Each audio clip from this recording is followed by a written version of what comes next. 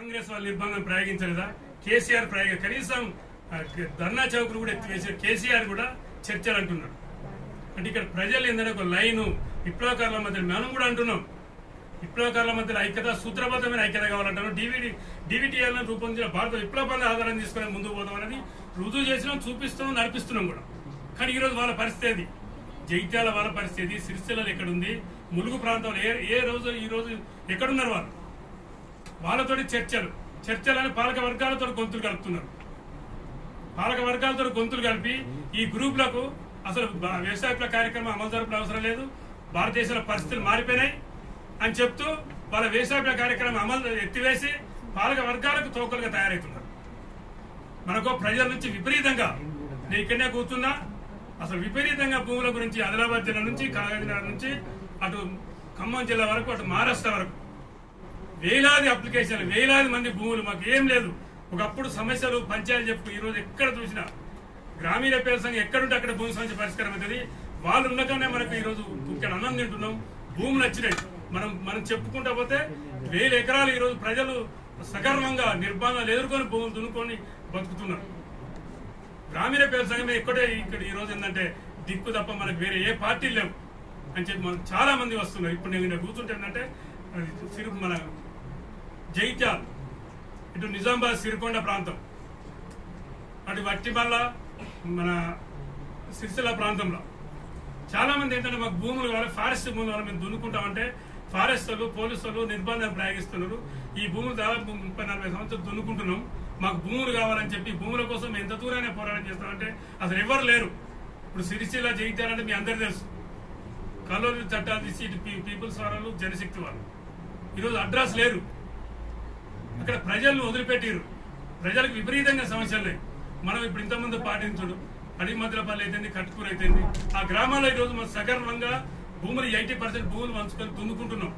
అట్లా వాళ్ళకి ఎక్కడ కూడా వాళ్ళు పలానా ప్రాంతం అని పేరు చెప్పుకున్నారు, కానీ ఎక్కడ కూడా వాళ్ళు సాధించి ప్రజలకు ఇంటి భూములు పంచిపెట్టి ఇంత ప్రజలు ఇంత దున్నుకుంటున్నారనే పరిస్థితి లేదు. ఇది మనం రుజువు చేపినాం, చూపించినాము. ఈ మధ్యనే కట్కూరు, కన్నారం చాలా దిక్కులు ఏంటంటే 200 ఎకరాల భూములు కన్నారంలో దున్నుకుంటున్నారు ప్రజలు. ఇంత సీరియస్ పరిస్థితుల ఈ ప్రభుత్వము చర్చలని లేకుంటే ఇంకేదో రేవంత్ రెడ్డి కూడా ప్రజల సమస్యలు పరిష్కారం చేస్తారు అనేక రకాల వాగ్దానాలు చేశారు. కేంద్ర రాష్ట్ర ప్రభుత్వాలు విపరీతమైన వాగ్దానాలు చేశారు. వాగ్దానాలు చేసిందంటే ఇప్పుడు ఫారెస్ట్ ప్రాంతాలలో మొత్తం ఖమ్మం నుంచి కాగజ్ నగర్ వరకు జేసీబీలు తీసుకొచ్చి, కందకాలు తీసుకొచ్చి ఆ భూములన్నీ కోనిస్తలేరు. నాయకత్వం వహించి ఎన్ని సమస్యలు వచ్చినా, ఎన్ని నిర్బంధాలు వచ్చినా కార్యకర్తలతోటి అసలు విజయసాన్ని చూసి నేర్చుకోవాల్సింది ఏంటంటే కార్యకర్తలతో ఈజీగా కలిసిపోతుంది. ఒక పెద్ద నాయకుడు అనే ఫీలింగ్ లేకుండా మామూలు వాళ్ళని కూడా ఏదైనా సమస్య వస్తే, అసలు వాళ్ళ పెద్ద సమస్యతో వస్తే ఒక్కసారి భుజం మీద చేసుకుని మాట్లాడి 5 నిమిషాలు ఐస్ అయిపోయింది. మాకు ఎన్నో సమస్యలు, అంత నిర్బంధాలు, సమస్యలు ఫేస్ చేసే టైంలో అంత నమ్రతతో, అంత విశ్వాసంతో, అంత అచంచల పార్టీ మీద అచంచల విశ్వాసంతో మనకు ఎన్నోసార్లు మనకు గైడెన్స్ ఇవ్వడం జరిగింది. అట్లా అనేక రకాల సమస్యలు పరిష్కారం చేయడం జరిగింది. ఆయన అనుసరించిన విధానాలు, దానివల్లనే మనం ఈరోజు క్రమశిక్షణ నేర్చుకున్నామంటే ఎక్కడికో కాదు. డివిటీఎల్ భారత విప్లవ పందం రూపొందించండు. భారత విప్లవ పంద రూపొందించడం అంటే మామూలుగా మార్క్సిజం, లెనినిజం, చైనా విప్లవ అనుభవాలు, రష్యా విప్లవ అనుభవాలు, ప్రపంచంలో జరిగిన పోరాట అనుభవాలను, తెలంగాణ సాయుధ పోరాట అనుభవాలతో 1946 నుంచి 51 జరిగిన సాయుధ పోరాటంలో ఏ రకంగా డివి గారు ప్రత్యేకంగా నల్లగొండ జిల్లా కార్యదర్శి ఉండి 10 లక్షల ఎకరాల భూములు వంచి 3000 గ్రామాల్లో గ్రామరాజ్యాలు ఏర్పాటు చేసుకోవడం జరిగింది. ఆ రకంగా అనేక రకాలుగా అతివాద మితివాద ఆడల నుంచి మన లైన్ను రక్షించుకుంటూ ఈరోజు 1975లో మనం చూస్తారు, మన పార్టీ స్టార్ట్ చేసిన తర్వాత అనేక ఆటుపోట్లు ఎదుర్కొంటూ దాదాపుగా చాలా గ్రూపులు ఈరోజు ఎక్కడున్నాయో వాళ్ళకే తెలియదు. చాలా గ్రూపులు ఎక్కడున్నాయో వాళ్ళకే అడ్రస్ లేదు. అలాంటి వాళ్ళు ఈరోజు మన పరిస్థితి ఏంది? ఈరోజు మనం సగర్వంగా ఒక లైన్ టీఆర్ రూపొందించిన భారత విప్లవ పందాన్ని ఆధారంగా చేసుకుని ఆ వ్యవసాయ విప్లవ కార్యక్రమం అమలు జరిపిన ఫలితంగా ఈరోజు ఉమ్మడి రాష్ట్రంలో అయితే, తెలంగాణ రాష్ట్రంలో అయితే దాదాపు 1,00,000 ఎకరాల దాకా భూములు పంచుకోవడం జరిగింది. పోరాడి సాధించుకున్నాం. ఈరోజు మనం సగర్వంగా అనేక రకాల ఆటుపోట్లు ఎదుర్కొన్నాం. దాదాపు వేలాది మంది జైల్లో వేయినరు, వేలాది మందికి కేసులు అయినాయి, చాలా మంది అమరులైనరు. అయినా మన వ్యవసాయ కార్యక్రమం అమలు జరిపిన ఫలితంగా మనం ఈరోజు ఈ విజయాన్ని సాధించడము, దానికి డివి గారు రూపొందించిన భారత విప్లవ పంద ఆధారంగానే మనం ఈరోజు ముందుకు పోతున్నాం. చాలా మంది వీళ్ళని సమాధానపరచలేము అని వాళ్ళు నిర్ణయానికి వచ్చారు. ఈ మధ్య కాలంలో వాళ్ళు మనకి ఇన్ఫర్మేషన్ కూడా ఇవ్వటం మానేశారు. ఎందుకని? వెంకటాద్రి దానికి సమాధానం చెప్పాడు.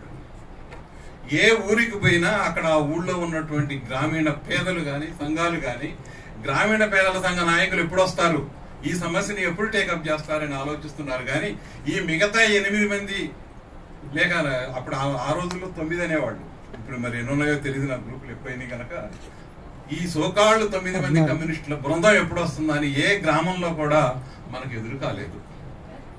అంటే నా ఉద్దేశం చెప్పడం ఏమిటంటే వాళ్ళందరూ పనికి మాలిన వాళ్ళు ఇదని కాదు, అక్కడ కూడా సిన్సియర్గా పనిచేసే వాళ్ళు ఉంటారు. దాన్ని నేను కాదనటం లేదు. ఒక సూత్రబద్ధమైనటువంటి ఐక్యత అనేది మొదటి నుంచి కూడా డివి గారు, టిఎన్ గారు మనకి చెప్పారు కనుక నేను ఆ సిద్ధాంతాన్ని మీకు చెప్పడం కోసం ఎగ్జాంపుల్గా తీసుకుంటున్నా. మనము విశాలమైనటువంటి ఉద్యమాలను నిర్మించడం కోసమే ఇందాక నిఖిలేశ్వర్ గారు చెప్పినట్టు దీని పేరే సమైక్యతా కేంద్రం. ఈ సమైక్యతా కేంద్రంలో అందరూ కూడా కూడతారు, అందరూ కలుస్తారు అనే ఒక గట్టి విశ్వాసం మనకుంది. ఎందుకంటే సారే చెప్పారు, ఎవరు సార్ గారు, ఇంకొక కాలం పరీక్షకు నిలిచినటువంటి సిద్ధాంతం అన్నమాట. కాల పరీక్షకు నిలిచిన సిద్ధాంతం వెనక, ప్రజలని ఏకం చేస్తున్న సిద్ధాంతం వెనక, ప్రజల ఆకాంక్షలను నెరవేరుస్తున్న ఉద్యమాల వెనక ఈ రోజున బలహీనంగా ఉన్నప్పటికీ కూడా ప్రజలకి భ్రమలు తొలగిపోయిన రోజు, రాజ్యాంగం పట్ల భ్రమలు పోయిన రోజు, ఈ స్వాతంత్రం మేడిపండు అని గుర్తించిన రోజు, విప్లవ మార్గం తప్ప మరో మార్గం లేదు అని తెలుసుకున్నటువంటి రోజు నిజమైన విప్లవకారులు ఎవరో తెలుస్తుంటుంది, నిజమైన విప్లవం అంటే ఏమిటో తెలుస్తుంది.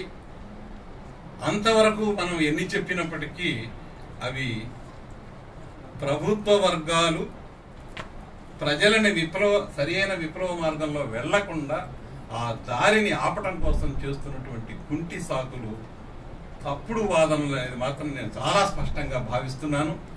అందుకనే రిజర్వేషన్ల సమస్య కొన్నాళ్ళు తీసుకొస్తారు, మెరిట్ సమస్య కొన్నాళ్ళు తీసుకొస్తారు, ఒక ప్రాంతం సమస్య కొన్నాళ్ళు తీసుకొస్తారు, నీళ్ల సమస్య కొన్నాళ్ళు తీసుకొస్తారు.